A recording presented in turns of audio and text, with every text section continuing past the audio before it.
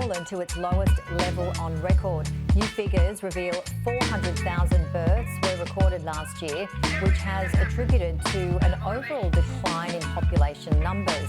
The ailing numbers have been declared a national emergency, prompting reassurance from the Prime Minister to try to boost the population in coming years. However, provisional data for 2022 and 2023 suggests that Europe's fertility rate is now falling at an unprecedented rate, and European governments are getting increasingly anxious about their demographic decline. Census 2022 reveals that there's been a steady decline of the white population in South Africa since 1996. White people are still the most prevalent racial group, but are aging, falling from 63.7% in 2010 to 57.8% in 2020, the lowest on record, driven by falling birth rates among white women compared with Hispanic and Asian women. Shift in demographics in America, now sparking some fresh conversations about race and what it means politically.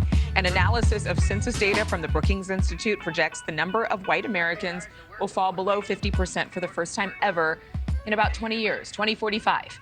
At the same time, more Americans are multiracial and they don't identify exclusively with one box.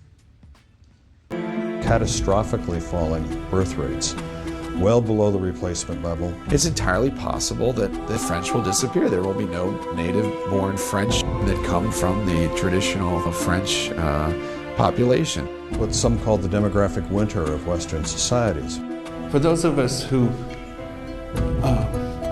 were raised to believe in the teachings of Thomas Malthus or Charles Darwin, for example, these trends are very hard to absorb.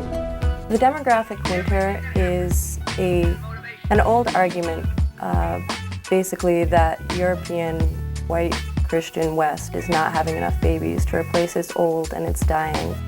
And that's kind of an old argument, but it's being repurposed now by an international coalition of the religious right, hoping to restore something they call the natural family, which is the patriarchal family, the family where the mother stays at home and raises a large family of children.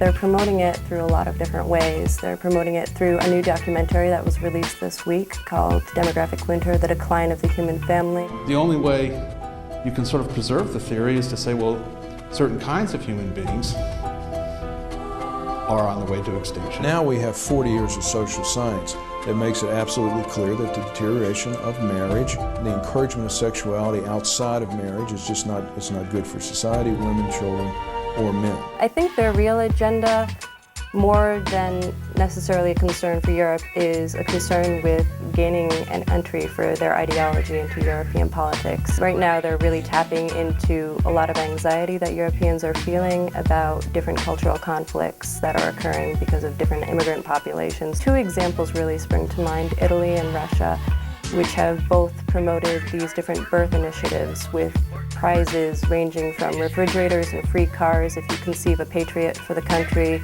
to actual payouts ranging from $1,000 to almost $10,000. Yes, there are demographic shifts. Yes, women did decide in the past several decades to stop having as many children. They made a decision to control their fertility when contraceptives became more available. But the only reason to call that a crisis or a demographic winter is if you're overly focused on which babies are being born and whether they're the right religion and race.